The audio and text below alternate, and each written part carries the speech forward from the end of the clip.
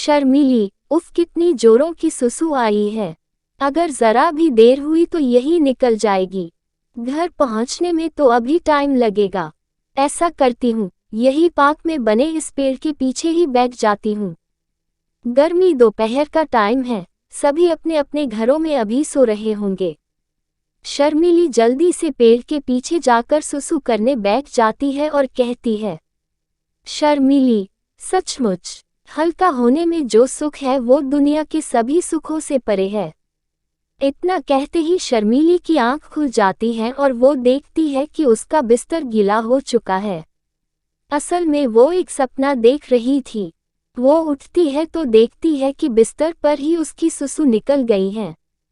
शर्मीली, हे राम, इसीलिए बिस्तर पर सुसु करने में इतना मजा आ रहा था।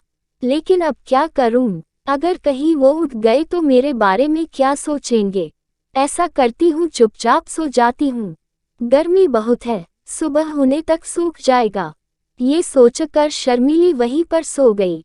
सुबह रौनक की जब आंख खुलती है तब तक बिस्तर सूख गया था, लेकिन सुसु की बदबू अभी भी आ रही थी। रौनक, ये सुसु जैसी गंदी बदबू हमारे रूम से कैसे आ रही है? शर्मीली, नहीं मालूम जी, हो सकता है कि ये इस गबरू का काम हो। गबरू रौनक का पालतू कुत्ता है। रौनक उसे बहुत प्यार करता था तो वही शर्मीली को वो फूटी आंख नहीं भाता था। वो अपना हर गुनाह गबरू के माथे मर देती थी और आज भी उसने बिल्कुल वैसा ही किया। रौनक ने गबरू को गुस्से में बहुत डांटा। रौनक, गबरू, आजकल बड़ा ही शैतान हो गया तू। पहले तो कभी तू ऐसा नहीं करता था। अरे, जब तुझे घुमाने के लिए बाहर ले जाता हूँ तो अपना ये सब काम वही निपटा लिया करना।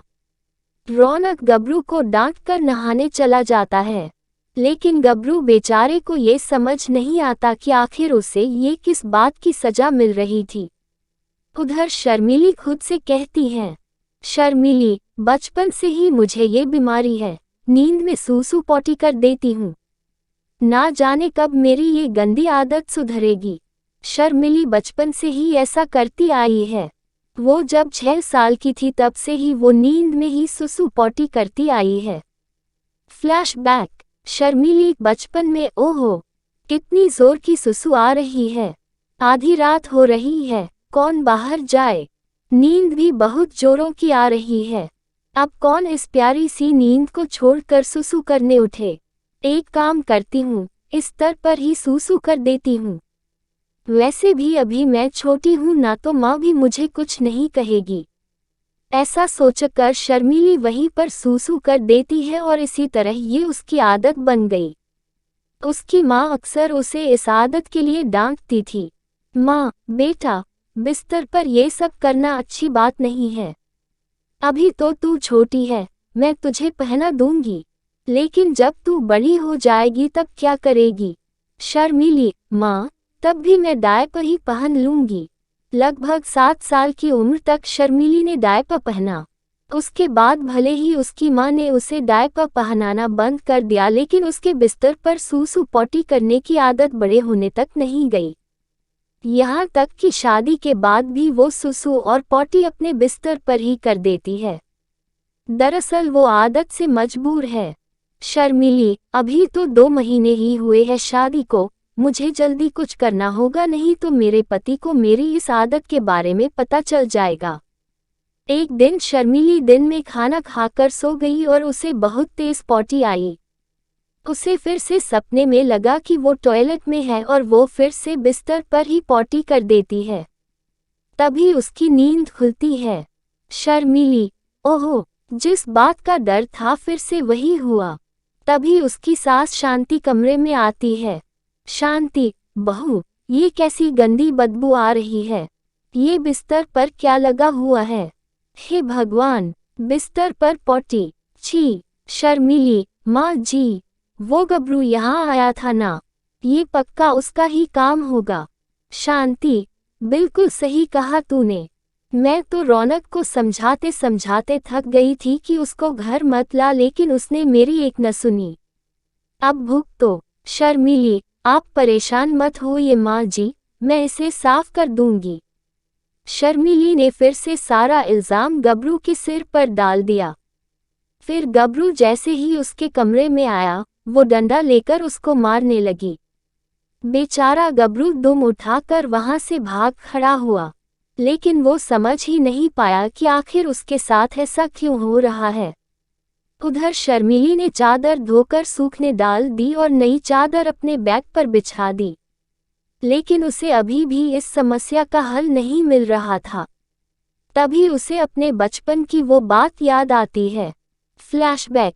शर्मिली बचपन में, माँ, मैं बड़े होकर भी डायपर ही पहनूंगी। शर्मिली, अरे, ये आइडिया मुझे पहले क्यों नहीं आया? अभी बाजार जाकर अपने लिए डायपर खरीद कर लाती हूँ। आज रात तो मैं पक्का डायपर पहनकर सोऊंगी। शर्मिली बाजार से डायपर खरीद कर ले आई और रात को उसे पहनकर निश्चिंत होकर सो गई। अगले दिन सुबह जब रौनक ऑफिस जाने के लिए तैयार होने लगा तो उसने अपने कपड़े लेने के लिए अलमारी खोली। तभी वहां पर रखा डायपर का पैक उसने देख लिया। वो शर्मिली से पूछता है, रौनक, डायपर? अरे शर्मिली, ये एडल्ट डायपर किसका है? शर्मिली, जी, ये आपके गबरू के लिए है। आजकल घर में हर जगह गंदगी फैलाए रखता है, जहां मर्जी सुसु पॉटी कर देता है। वो अपने पति से ये सब बातें कर ही रही होती है कि तभी उसकी सास शांति वहां पर आ जाती है। शांति, हाँ, बिल्कुल सही कह रही है बहू। अरे, कल तो इसने तुम्हारे बिस्तर पर ही पॉटी कर दी थी। रौनक, गबरू, क्या ये सब सच है? शर्मिली, आप इससे क्या पूछ रहे हो? जी, ये कौन सा आपसे कुछ बोलकर आपको सारी बात बताएगा? रौनक, भले ही ये कुछ बोल ना पाए पर झूठ भी तो नहीं बोलेगा, इंसान थोड़ी ना है ये।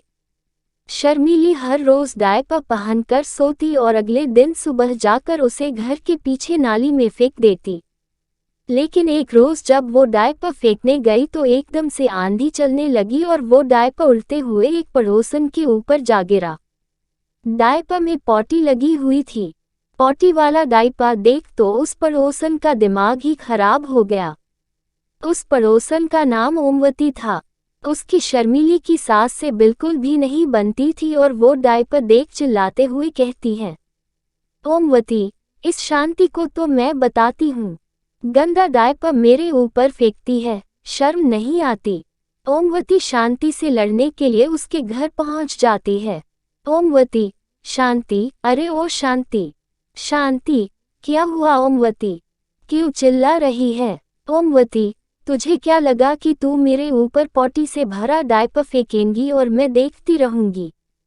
शांति, अरे, हम तेरे ऊपर डायपर क्यों फेंकेंगे? ये जरूर हमारे गबरू कुत्ते का काम है।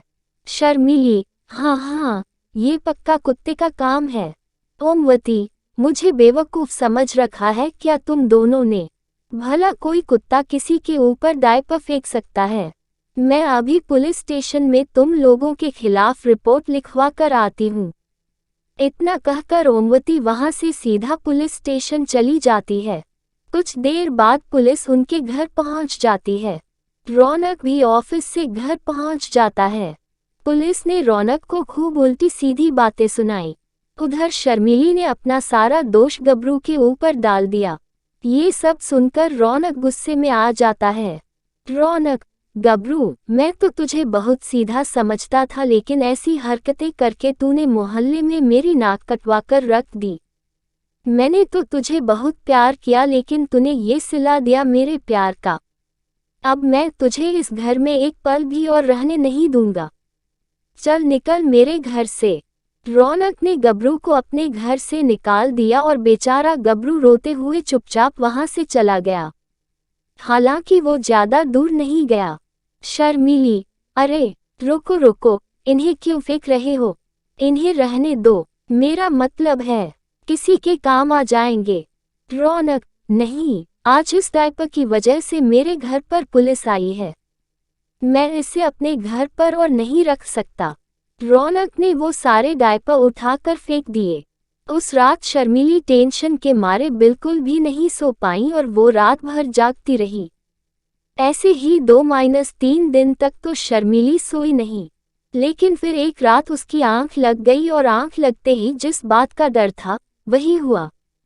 उसने बिस्तर पर सुसु और पॉटी एक साथ कर दी। अगले दिन जब रौनक उठा, उसके बाद उसने जो देखा वह देखकर हैरान रह गया। रौनक, ये क्या? अब तो गबरू भी या नहीं है तो फिर ये सब किसने किया? शर्मीली अब और झूठ ना बोल सकी और रोते हुए उसने सारा सच रौनक के सामने बोल दिया। शर्मीली, मुझे माफ कर दीजिए जी, मुझसे गलती हो गई। मुझे बचपन से ही ये रोग है। रौनक, इसका मतलब ये सब तुम कर रही थी और डायपर भी इसीलिए खरीदा था और सारा का सारा इल्जाम मेरे खबरों पर डाल देती थी। शर्मीली, मुझसे गलती हो गई थी, मुझे माफ कर दीजिए। रौनक, अभी तो मैं अपने गबरू को ढूंढने जा रहा हूँ, तुमसे तो मैं आकर निपटता हूँ। रौनक पागलों की तरह गबरू को सड़क पर चलते हुए ढूंढ रहा था कि तभी पीछे से एक तेज रफ्तार में कार आई। वो रौनक को टक्कर मारने ही वाली थी कि तभी गबरू ने रौनक को जोर से धक्का दे दिया। रौनक दूर जा गिरा। रौनक को बचाते हुए गबरू को हल्की चोटें आ गई। रौनक, गबरू, मेरा गबरू, तुझे तो चोट आई है, मैं अभी तुझे हॉस्पिटल ले चलता हूँ। रौनक गबरू की मरहम पट्टी करवाकर उसे घर ले आता है। रौनक, देखो शर्मीली, आज तुम्हारे झूठ की वजह से मेरे गबरू को चोट आ गई। आज मेरी जान बचाकर उसने अपनी जान की बाजी लगा दी। शर्मीली, मुझसे गलती हो गई जी। अगर मैं अपनी बीमारी आपसे नहीं छुपाती तो आज ये सब नहीं होता। रौनक, कोई बात नहीं शर्मीली, हम तुम्हें डॉक्टर के पास ले जाएंगे और तुम्हारा अच्छे से इलाज करवाएंगे।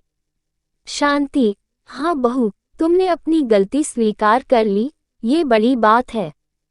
रौनक और शांति शर्मीली को अच्छे से डॉक्टर के पास ले जाकर उसका इलाज करवाते हैं। कुछ ही महीनों में शर्मीली को इस बीमारी से छुटकारा मिल जाता है। अब वो बहुत खुश थी। अब वो गबरू को भी बहुत प्यार करती थी। इसके बाद वो खुशी खुशी अपने परिवार के साथ रहने लगी। आज की ये खास और मज़ेदार कहानी आपको कैसी लगी? नीचे कमेंट में ज़रूर बताएं।